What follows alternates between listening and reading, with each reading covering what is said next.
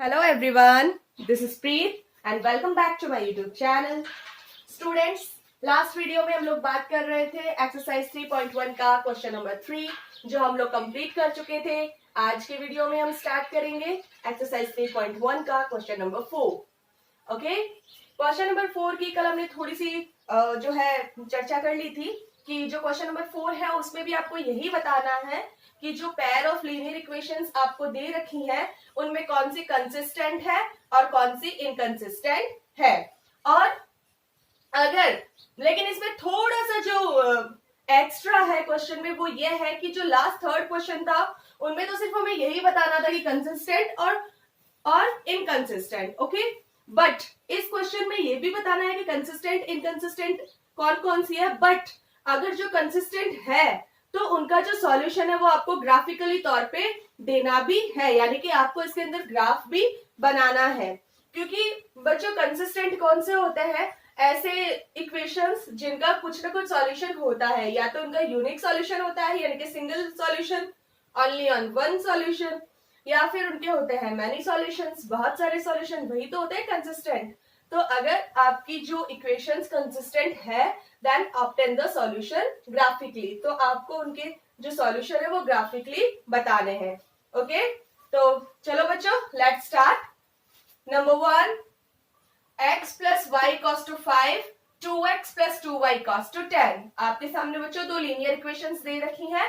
सबसे पहले हम लोग क्या करते हैं, a1 a2 b1 b2 c1 c2 की वैल्यू लिख लेते हैं यहाँ पे. देन a1 आपका आएगा यहाँ पे x के आगे कोई भी कोएफिशिएंट नहीं है. देन इस कंडीशन में हम लोग करते हैं 1, यानी कि a1 आपका माना जाएगा 1. और a2 आपका है 2x, इट मींस a2 माना जाएगा 2. इसी तरीके से b1 जो है वो उसके अंदर केवल वेरिएबल y है, जबकि साथ में कोई भी कोएफिशिएंट नहीं है. देन आप b1 भी मानेंगे 1 और b2 मानेंगे. b2 किसको मानेंगे? 2y है ना, तो y के आगे कोएफिशिएंट कितना है? 2. देन आपका b2 भी हो जाएगा 2. c1 और c2 की बात करें तो c1 आपका है 5. देन आप c1 लिख देंगे 5 और c2 आपका है 10. देन आप लिख देंगे 10. लेकिन 5/10 अपनी शॉर्टेस्ट फॉर्म में भी कन्वर्ट हो सकता है, क्योंकि 5 के डिजिट्स जो 5 है उससे ये दोनों डिजिट क्या है? डिविजिबल है. देन 5/10 को 5 की टेबल से जब आप डिवाइड करेंगे देन 5 बन जा 5, 5 टू 10. तो आपका c1/c2 भी क्या बन जाएगा? 1/2. अब बच्चों जैसा कि आप यहाँ पे देख रहे हैं कि a1/a2 भी आपके 1/2 आया है, b1/b2 भी आपका 1/2 आया है, c1/c2 भी आपका 1/2 आया है. देन जब अगर ये तीनों ही जो रेशियोज हैं आपस में इक्वल है तो यहाँ पे कंडीशन बन रही है बच्चों a1/a2 is equal to b1/b2 is equal to c1/c2. और जब ऐसी कंडीशन हो जाती है तो वहां पे लाइंस कौन सी आती हैं? These lines are coincident lines. वहां पे लाइंस आती है coincident lines.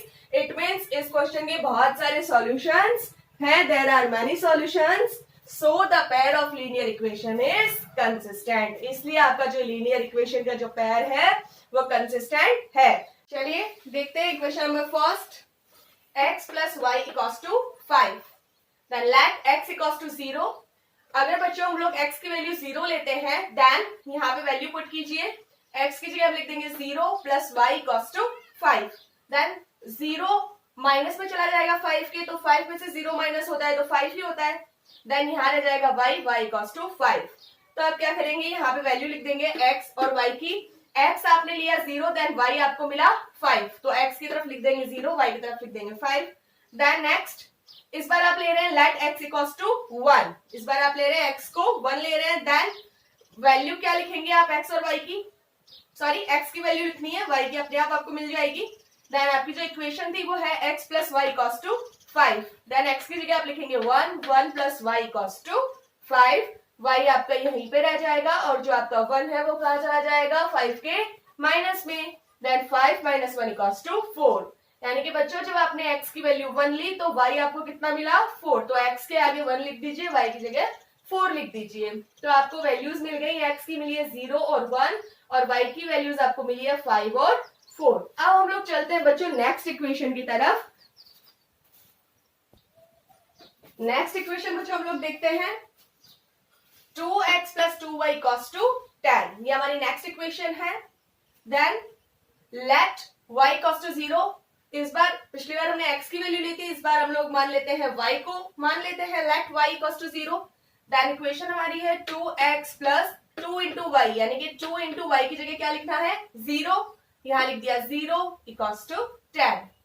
अब बच्चों यहाँ पे 2 अगर आपका 0 से मल्टीप्लाई होता है देन आपको मिलता है 0, क्योंकि 0 अगर किसी भी डिजिट से मल्टीप्लाई होता है तो आंसर आता है 0, तो इसकी कोई वैल्यू नहीं बची यहाँ पे। देन यहाँ पे 2x, ये पूरा 0 हो गया, इक्वल्स टू 10।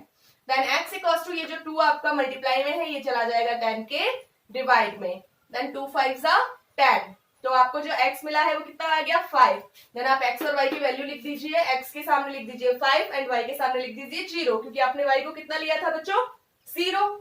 नेक्स्ट इसी इक्वेशन में वापस हम मान लीजिए y हमने लिया 2, then 2x plus 2y equals to 10, then 2x plus 2 into y की जगह आप लिख देंगे 2 equals to 10, 2x plus 2 2 4, 4 equals to 10, then 2x, ये जो आपका 4 प्लस में है ये चला जाएगा 10 के माइनस में। Then 2 equals to 10 minus 4, 2x equals to 10 में से 4 गया बच्चों 6।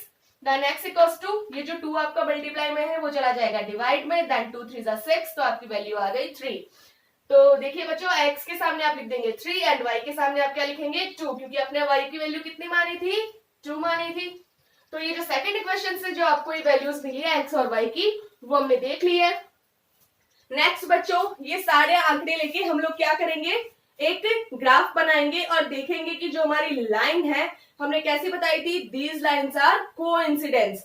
कोइंसिडेंस का मतलब होता है बच्चों जो लाइन एक दूसरे के ऊपर आती है, वो कोइंसिडेंस हमने स्टार्टिंग में देखा था, इसके इंट्रो में हमने देखा था। देन अब हम देखते हैं कि हमारा ग्राफ वैसा बनता है या फिर नहीं। चलिए नेक्स्ट पेज पे। तो यहाँ पे देखिए बच्चों हमने एक ग्राफ बनाया है। ग्राफ के अंदर जो हमारे वैल्यूज है x और y की वो 5 से ऊपर नहीं है और ना ही कोई जो है वो माइनस में डिजिट है, इसलिए हम लोग सिर्फ इस टाइप का ग्राफ बनाएंगे जिनमें हम लोग x एक्सिस लेंगे ये वाली इस तरीके से और y एक्सिस लेंगे हम ये वाली, ठीक है। तो अब जो है हम इसकी वैल्यू यहाँ पर क्या करेंगे पुट करेंगे, तो देखते हैं। तो देखिए बच्चों यहाँ पे जो हमारा फर्स्ट जो ग्राफ बनेगा वो फर्स्ट लीनियर इक्वेशन के अकॉर्डिंग x जो है 0 है एंड y है जो 5 है। x आप कहाँ पे लेंगे, x माना कि ये जो लाइन है वो x एक्सिस है तो इसका 0 आएगा यहीं पे 0, तो x और y एक्सिस दोनों का सेम होता है, तो x 0 एंड जो आपका y है वो कितना है बच्चों 5 है, x 0 y 5, तो यहाँ पे आएगा 0 5, तो ये आ गया 0 5। नेक्स्ट 1 और 4, x आपका है 1 देन y आपका है 4, तो 1 4 ये आ गया आपका ये। तो ये दोनों जो कोऑर्डिनेट्स हैं वो किनके हैं फर्स्ट लीनियर इक्वेशंस के। सेकंड की बात करें तो x आपका 5 y is equal to 0, then y 0 तो यही रहेगा और x 5 यानी 5 ये यहाँ आएगा, तो ये बन गया 5 0। Then x 3 y 2, then x कितना है 3 y आपका 2, ये यहाँ पे, तो ये बन जाएगा 3 2। अब आप लोग देखेंगे कि जो ये फर्स्ट लीनियर इक्वेशन के कोऑर्डिनेट्स थे वो आपको इस टाइप से ये जो रेड लाइन जाती हुई दिख रही है वो किसकी दिख रही है फर्स्ट लीनियर इक्वेशन की, और ये जो ब्लू लाइन से मैंने यहाँ पे शो किया है बच्चों वो आपकी है कौन सी सेकंड लीनियर इक्वेशन के कोऑर्डिनेट्स। तो ये लाइन जब आप रेड वाली को इस तरीके से जब आप आगे लेकर जाएंगे, यहां से ये आगे जा रही है तो ये बच्चों इसके ऊपर ही तो होती हुई जाएगी, ये सीधी सीधी सीधी जो इसके ऊपर जाएगी, यानी कि ये जो लाइन है वो किस टाइप की है कोऑर्डिनेट्स लाइन है, इसलिए ये जो आपका जो इक्वेशंस है वो किस टाइप की है कंसिस्टेंट है। आई होप बच्चों आप लोगों को समझ में आया होगा, तो इसके अंदर आपको कोई डाउट भी नहीं रहा होगा। तो हम लोग देखते हैं फोर्थ का सेकंड की कंसिस्टेंट है या फिर नहीं। Next second x minus y equals to 8 and 3x minus 3y equals to 16। तो चलते हैं बच्चों आगे। a1 अपॉन a2, आपका a1 कितना आएगा, x के आगे कोई कोफिशिएंट नहीं है, इट मींस 1 आएगा। a2 आपका आएगा बच्चों 3, b1 कितना है -1 एंड b2 आपका है -3, देन माइनस माइनस यहाँ पे मैंने क्या कर दिया है कैंसिल कर दिया, यानी कि ये जो आपकी डिजिट है b1 अपॉन b2 वो भी क्या बन गया है प्लस का 1 अपॉन 3 बन गया है। c1 अपॉन c2 आपका है बच्चों, c1 है 8 एंड c2 कितना है 16, तो 8 अपॉन 16 की शॉर्टेस्ट फॉर्म की बात करें तो 8 1 जा 8 8 2 जा 16, देन आपका c1 अपॉन c2 कितना आ गया है 1 अपॉन 2। ठीक है, तो यहाँ पे बच्चों आप देखेंगे कि a1/a2 भी 1/3 है और b1/b2 भी 1/3 है। तो ये जब दोनों इक्वल हो गए हैं यहाँ पे, तो हम चलते हैं नेक्स्ट c1/c2 के पास में। But c1/c2 is not equal to b1/b2 and a1/a2, क्योंकि c1/c2 कितना है बच्चों, 1/2 है। तो लिख दीजिए आपकी condition, a1/a2 is equal to b1/b2 but is not equal to c1/c2 and these lines are parallel lines। और जब ऐसी कंडीशन हो जाती है तो ये लाइंस कैसी होती है बच्चों, पैरेलल लाइंस होती हैं, and so the linear equation is inconsistent, क्योंकि जहां पे पैरेलल लाइंस होती है वहां पर नो सॉल्यूशन की कंडीशन आ जाती है, और जब सॉल्यूशन ही नहीं होगा तो लीनियर इक्वेशन कैसी होगी, इनकंसिस्टेंट। और जब इनकंसिस्टेंट होगा तो आगे ग्राफ बनने का तो कोई सवाल ही पैदा नहीं होता। तो नेक्स्ट देखिए बच्चों थर्ड नंबर पे, नेक्स्ट बच्चों third number equation, 2x plus y minus 6 equals to 0 and 4x minus 2y minus 4 equals to 0। ये आपके पास में दे रखी है pair of linear equations. Then a1/a2 आपको मिलेगा बच्चों, a1 है 2, a2 आपको मिलेगा 4। देन शॉर्टेस्ट फॉर्म की बात करें बच्चों, 2 1 जा 2, 2 2 जा 4। देन आप 2/4 को क्या लिख सकते हैं, 1/2। b1/b2 को आप लिखेंगे बच्चों, b1 आपके पास में y वेरिएबल है एंड y वेरिएबल के आगे कोई भी कोएफिशिएंट नहीं है बच्चों। देन आप y is equal to then जो b1 इज इक्वल टू आप लिखेंगे यहाँ पे 1 लिखेंगे, एंड b2 आपके पास में है -2। ध्यान रखिएगा बच्चों, माइनस और प्लस के साइन के बारे में जो इसकी इंपॉर्टेंस है साइंस की, वो मैंने आपको कल बताई भी थी। तो आप सीधा ये नहीं लिख देंगे कि 1/2, आप यहाँ लिखेंगे माइनस का 1/2, क्योंकि जो 2 है वो कोएफिशिएंट किस में है, माइनस में है। और c1/c2 की बात करें बच्चों, तो c1 आपको मिलेगा -6 एंड c2 मिलेगा -4। Then minus minus plus, and इसकी शॉर्टेस्ट फॉर्म की बात करें तो 2 3 जा 6 अपॉन 2 2 जा 4। तो c1/c2 आपके पास आ गया 3/2। बट बच्चों सबसे पहले हम लोग a1/a2 और b1/b2 के बीच में ही देख लेते हैं पहले। तो a1/a2 आपके पास में आया 1/2, b1/b2 भी आपके पास में आया 1/2, लेकिन डिफरेंस ये है बच्चों कि a1/a2 है प्लस का 1/2 एंड b1/b2 है माइनस का 1/2। So guys, a1/a2 is not equal to b1/b2, तो c1/c2 का तो क्वेश्चन ही नहीं हो रहा है यहाँ पे। Then these lines are intersecting lines, जहां पे ये कंडीशन अप्लाई हो जाती है कि a1/a2 is not equal to b1/b2, their lines are intersecting lines and the pair of linear equation is consistent। Then बच्चों equation number first is 2x plus y minus 6 equals to 0। सबसे पहले late x equals to 0, यहाँ पर हम x की value कितनी ले रहे हैं, 0 ले रहे हैं। देन 2 इंटू एक्स की जगह बच्चों आप लिखेंगे 0 प्लस y की जगह y minus 6 equals to 0। Then 2 को जब आप 0 से मल्टीप्लाई करेंगे आपको वैल्यू मिलेगी 0, यहाँ बच जाएगा y इक्वल्स टू, ये जो -6 है वो चला जाएगा राइट हैंड साइड में इक्वल के, और ये जो 6 है वो बन जाएगा प्लस का। देन y इक्वल्स टू आपको मिल जाएगा बच्चों यहाँ पे कितना, 6, y की वैल्यू आ गई 6। Then next let x equals to 1, यहाँ पर हम लेते हैं बच्चों x की वैल्यू 1। तो आपकी जो इक्वेशन थी 2x plus y minus 6 equals to 0। Then 2 multiply x की जगह पे आएगा 1, y minus 6 equals to 0। 2 1 जा 2 प्लस y, ये जो -6 है वो चला जाएगा राइट हैंड साइड में और बन जाएगा प्लस का 6, और यहाँ रह जाएगा y, और ये जो 2 आपका प्लस का दिख रहा है वो चला जाएगा 6 के माइनस में। देन 6 minus 2 equals to 3, यानी कि जब आपने x की वैल्यू 1 ली तो आपको मिला y equals to 3। देन आप वैल्यू लिख देंगे, x के सामने लिख देंगे 0 and 1, और y के सामने लिख देंगे 6 and 3। तो चलते हैं बच्चों नेक्स्ट इक्वेशन के पास में, सेकेंड इक्वेशन के पास में चलते हैं बच्चों। 4x minus 2y minus 4 equals to 0। Late y यहाँ पर मान लीजिए आपने लिया 0, तो 4x minus 2 मल्टीप्लाई y की जगह आप लिखेंगे 0, minus 4 equals to 0। Then 4x minus 2 को मल्टीप्लाई किया 0 equals to, ये जो आपका -4 है वो चला जाएगा राइट हैंड साइड में और हो जाएगा प्लस का 4। देन 0 की कोई यहाँ पर वैल्यू नहीं है। देन 4x equals to 4, देन x equals to, ये 4 जो है वो 4 के डिवाइड में चला जाएगा, 4 1 जा 4 equals to 1। इसका मतलब जब आपने y 0 लिया तो आपको x की वैल्यू कितनी मिल गई, 1 मिल गई। लेट y equals to 2, इस बार आप y की वैल्यू कितनी ले रहे हैं, 2 ले रहे हैं। Then equation is 4x minus 2y minus 4 equals to 0. 4x minus 2 multiply y की वैल्यू कितनी है 2. Then 2 into 2 minus 4. 4x minus 2 2 जा 4 minus 4 minus 4 minus 4 बच्चों होते हैं माइनस का 8. तो 4x माइनस ये हो जाएगा माइनस का 8. माइनस का 8 राइट हैंड साइड में जाएगा तो क्या हो जाएगा प्लस का 8. तो 4x equals to 8. Then x equals to ये जो 4 है वो चला जाएगा डिवाइड में. Then 8 upon 4. 4 2 जा 8. तो जब आपने y2 लिया तो x की वैल्यू आ गई 2. तो x के सामने लिख दीजिए 2 एंड y के सामने भी लिख दीजिए 2. तो यहाँ पे बच्चों आपको सामने मिल चुके हैं x और y की वैल्यू. तो अब हम लोग बनाते हैं ग्राफ कि आपको किस टाइप की लाइंस मिलती हैं. तो इसका ग्राफ देखिए बच्चों, यहाँ पर x0 y6 है. तो x0 और y आपका है 6. देन 0 6. x1 y3. तो x तो आपका है 1 और y आपका है 3. तो यहाँ पर आ गया 1 और 3. सेकंड लीनियर इक्वेशन की ग्राफ की तरफ चलते हैं. x आपका 1 एंड y इज 0. देन ये यहीं पे आ जाएगा क्योंकि y क्या है आपका 0 है और x कितना है 1 है. तो यहीं पे आ जाएगा. और 2 एंड 2. x भी 2 है और y भी 2 है. Then 2 and 2. तो यहाँ पे ये जो पहली ग्राफिकल लाइन जो जा रही है वो इस टाइप से जा रही है, ठीक है. और दूसरी जो जा रही है वो इस टाइप से जा रही है. यानी कि ये जो पॉइंट बीच में है ये क्या कर रहा है एक दूसरे को इंटरसेक्ट कर रहा है. यानी कि दीज लाइंस आर इंटरसेक्टिंग.